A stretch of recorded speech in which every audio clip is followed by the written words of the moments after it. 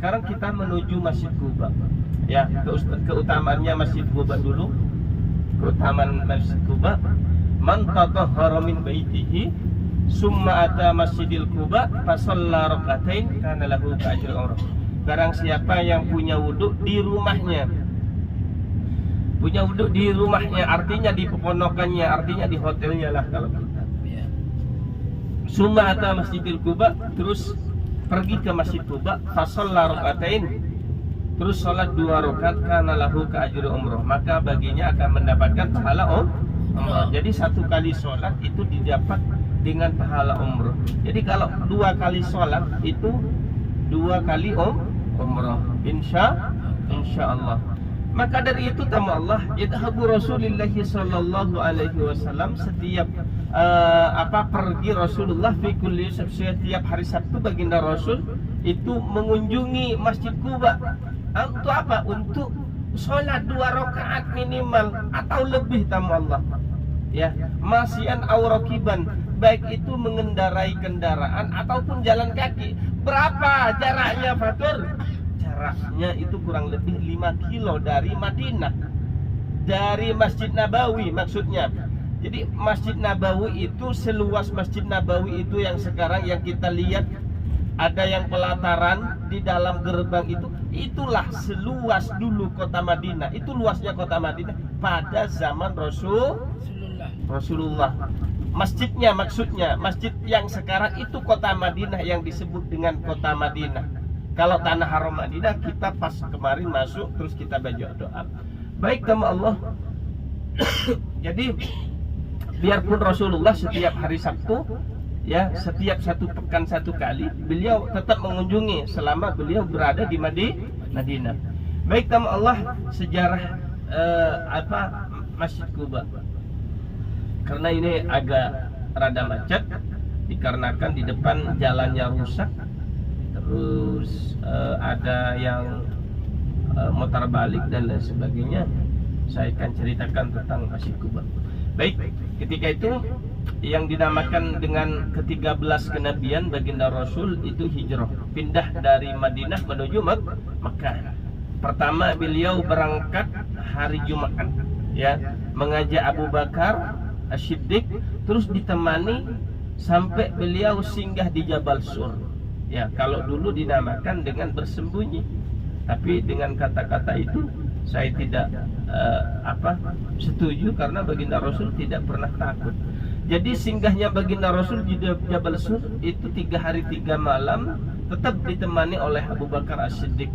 Ketika itu tamu Allah sampai hari Senin, berarti 3 hari 3 malam beliau di sana. Sampai hari Senin beliau melanjutkan perjalanannya yang disuruh, yang diperintahkan oleh Allah Subhanahu wa taala untuk pindah ke kota Madinah. Ya, dulu Madinah ini namanya Yasrib, bukan Madinah yang seperti kita kenal sekarang, yang seperti kita dengar sekarang. Madinah dulu namanya Yasrib, di sini kota Yasrib, daerah Yasrib. Ya, dalam sejarah disebutkan Yasrib itu salah satu anak keturunan dari Nabi Nuh. Ya, namanya makanya dinamakan Yasrib, karena dulu-dulunya Nabi Nuh tersebut keturunannya salah satunya namanya Yasrib. Beliau tinggal di Madinah. Maka dari itu tamu Allah, beliau melaksanakan Rasulullah melaksanakan perjalanannya kurang lebih 8 hari, naikin bukit, turun bukit, ya, panas terik matahari sangat luar biasa. Tapi kita tahu bersama tamu Allah, tamu Rasulullah, matahari tidak bisa menyinari baginda Rasul. Karena apa? Karena sinarnya baginda Rasul lebih terang daripada matahari, kalah sinarnya matahari. Jadi kalah sinarnya matahari tersebut dengan baginda Rasul.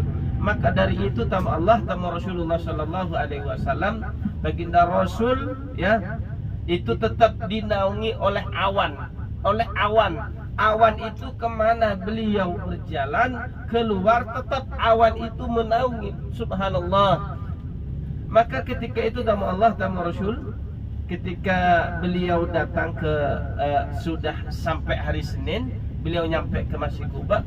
Yang dari Madinah itu jalan kaki, ada yang jalan kaki, ada yang naik unta, ada yang naik kuda, keledai dan lain sebagainya. Beliau menyambut kedatangan baginda Rasul di Quba. Di Quba, menyambutnya di Quba. Jadi menjemput istilahnya. Kalau bahasa sekarangnya menjemput di daerah Quba. Ya, dengan bacaan ketika melihat baginda Rasul. Ya, ketika ada orang lewat tamu Allah, itu pasti itu Rasulullah, itu Rasulullah. Ternyata bukan. Karena apa? Saking kapan nyampenya Rasulullah, kapan nyampenya utusan Allah ini, itu orang-orang yang menjemput. Bahkan diriwayatkan banyak sahabat-sahabat tersebut ya yang naik pohon kurma. Yang naik pohon kurma artinya tamu Allah biar melihat duluan itu Rasulullah dari arah kejauhan. Naik pohon kurma, bahkan di sebelum hari kedatangan hari Rasulullah, sebelum hari Senin, beliau sudah naik ke atas itu. Kapan nyampenya? Banyak sahabat-sahabat, karena daerah Quba ini terkenal dengan pohon kurmanya tamu Allah. Dari dulu terkenal dari pohon kurma daerah Quba ini. Makanya setelah beliau nyampe ke Quba, ya, itu Sayyidina Abu Bakar yang menemani baginda Rasul itu disangka oleh para sahabat itu nabi-nabi itu yang pakai surban hijau. Abu Bakar merasa kalaulah dia disangka Rasulullah, maka surbannya yang dipakai Sayyidina Abu Bakar ini dikasih ke Rasulullah Sallallahu Alaihi Wasallam. Maka ketika itu tamu Allah, orang semuanya berpindah arah penglihatannya, itu berpindah ke yang dipakai surban hijau. Makanya surban warna kesukaan Rasulullah itu warnanya apa? Hijau. Warnanya hijau. Maka senja itu paling banyak kalungnya, seragamnya itu warna hijau. Ini kalungnya, kalung kita semuanya itu hijau ya.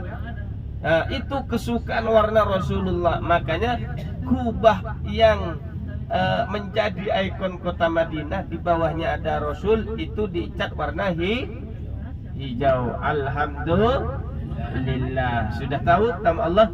Maka ketika itu tamu Allah, tamu Rasul, ya, beliau menyambut dengan Tola'al Badru alaina min sani, bersama-sama, dilwada wajaba syukur alaina mada'a lillahi